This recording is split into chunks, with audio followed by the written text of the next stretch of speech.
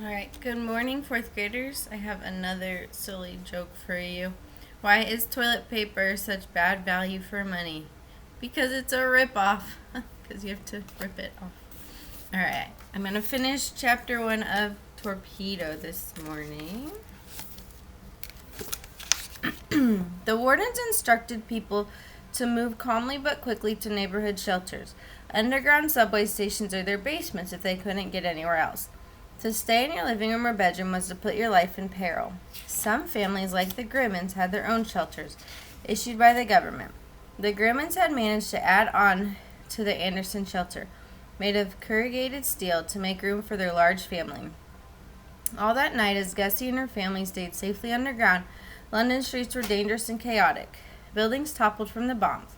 Explosions ignited, fires shooting red-orange flames onto the darkness and spreading from one building to the next, destroying even more lives. Firefighters and medics drove their fire trucks and ambulances as best they could through dark, rubble-strewn streets. Firefighters quickly unfurled houses to douse fires. They rushed into buildings. Winston Churchill speaks to his nation on BBC Radio. This is a picture of Winston Churchill at radio station. He's a prime minister. They rushed into buildings, rescued people trapped by flames, and searched through rubble, hoping to save people buried under collapsed buildings. Rescuers put their own lives in danger trying to save others, and yet on they worked. Men too old to fight in the war, others not yet called up. Women driving ambulances and fire trucks, working as fire watches, medics, and nurses. In the morning, when the Germans stopped bombing, the all-clear signal sounded. It was one long, continuous note, a slightly off C-sharp. Everyone knew that note meant it was safe to come out. People all over London emerged from their shelters. Most went back to their homes to have breakfast and start their days. Some were not so lucky. When the Grimmons climbed out, exhausted from too little sleep, they did not see their house. Here's a picture of firefighters trying to put a fire out. So what they saw instead was a pile of rubble. Everything they owned was destroyed. Furniture, clothing, toys, dishes, all of it gone. Had they stayed in their home, they would have died. Among their destroyed belongings were 5 packed suitcases. Gussie and her younger sisters, Violet 10 and Connie 9, and 2 of her little brothers, Eddie 8 and Lenny 5, were on the waiting list for a journey that would get them out of England to safety. These 5 Grimmon children were scheduled to go to Liverpool that very day. If they were lucky enough to get off the waiting list, Gussie and her brothers and sisters would board a ship for Canada, part of a government program called the Children's Overseas Reception Board. The CORB program required that children be no younger than 5 and no older than 15. There was room for 90 CORB children on the ship. Gussie's parents, Eddie and Hannah Grimmond, looked at the pile of rubble. Hannah held her youngest, a toddler, in her arms and argued with her husband. She did not see how she could let Gussie, Violet, Connie, Eddie Jr., and Lenny go on the journey without the clothes, shoes, towels, food, everything they'd been told to pack. But her husband Eddie was sure the people from Corp would help outfit the children if they got off the waiting list. It was worth a chance. The rest of the family had to go live in temporary housing anyway, with nothing of their own. Why not give these 5 the opportunity to escape across the ocean? Eddie Grimmon had fought in the First World War, and he knew personally the horrors of war. His best friend had died. When the war was over, he went to visit his buddy's widow, Hannah. They married and had a family, 10 children in all. They were very close, the whole large brood. But now 5 might be able to escape to safety. How could they not try to get them out? It was easy to see that side of the argument. They were homeless, and it clearly was not safe in London.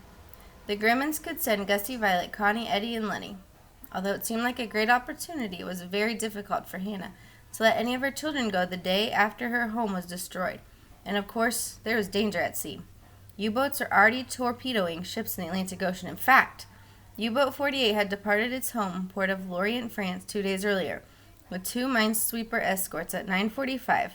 After guiding the submarine safely out, the escorts left their lights flashing, wishing the crew good luck and good hunting. Hannah didn't know this, of course, and she didn't know whether her children would even be allowed on the Corp ship, but she agreed it was worth the chance. Eddie would take the children to the station and put them on a train to Liverpool. In Liverpool, their safety would be up to the Corp people and fate. As she said goodbye to her children, Hannah had no idea how long it would be until she saw them again. If they were allowed onto the ship, she might not see them until the war was over, which could be months, as people hoped, but more likely years.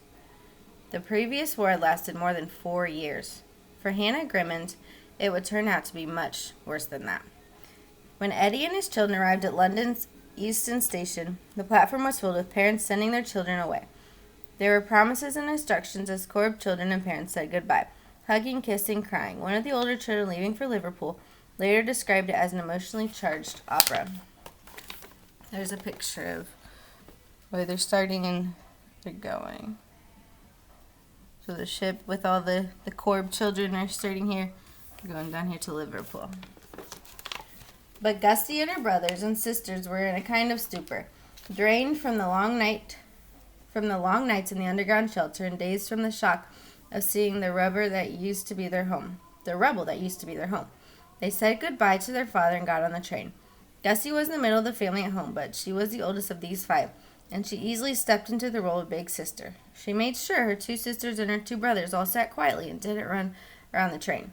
They arrived in Liverpool in a couple of hours. Altogether, they more or less ready for the trip, assuming they could get on the ship. If there was any place to start an adventure, especially a dangerous one, it was this city. Set on the Irish Sea along the River Mersey, Liverpool had a reputation, history, and atmosphere of danger. The air was misty and foggy, the land marshy. So here's a picture of the actual children. The Corb children are able to get on the boat. There was even quicksand. A century earlier, the streets and alleys had teemed with ruffians and smugglers. Privateers and pirates preyed on passing ships. Now, in 1940, the most serious danger came from German bombers above. Was the port of Liverpool essential to the effort to survive? High atop a building sat 2 stone birds, imaginary liver birds. Liver rhymes with diver. They say the male liver bird faces inward to the city to see if pubs are open, reflecting Liverpool's sense of humor and fun. But the male liver bird faces outward, toward the docks, waiting solemnly for sailors to return home safely. Port cities are doorways to the world, but they are also vulnerable to attack. Liverpudlians say that if the liver birds ever fly away, Liverpool will cease to exist. The Corb children. The Corb children did not stay near the docks, which were targets of German night bombing. Gussie and the other Corb children were taken to the Sherwood's Lane School, a bit outside the city center, to stay for a couple of nights. At the school, the children would meet their chaperones and the other children in their groups when the Corb officials learned that the Grimmond house had been destroyed. They took Gussie and her sisters and brothers off the reserve list and just as their father had hoped, gave them everything they needed. The boys, Eddie and Lenny, were put in a group of boys with a male chaperone. Gussie, Connie, and Violet in a group of girls with a woman. Gussie made a great impression on the adults immediately. She was quite thin, all bones and angles, and her face looked pinched and worn, but she was very strong-willed, smart, funny, and quirky. Once the Grimmonds were accepted into the program, she showed she was eager to please the adults. The Sherwood's Lane headmistress later remarked that Gussie could summon up quite a bit of Cockney business to keep her sisters and brothers in line. Back in London, Hannah and Eddie settled themselves and the rest of the family to a homeless shelter until they could find other housing.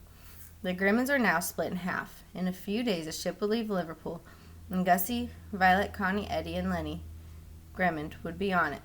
If all went as planned, those 5 Grimmond children would live out the war in safety.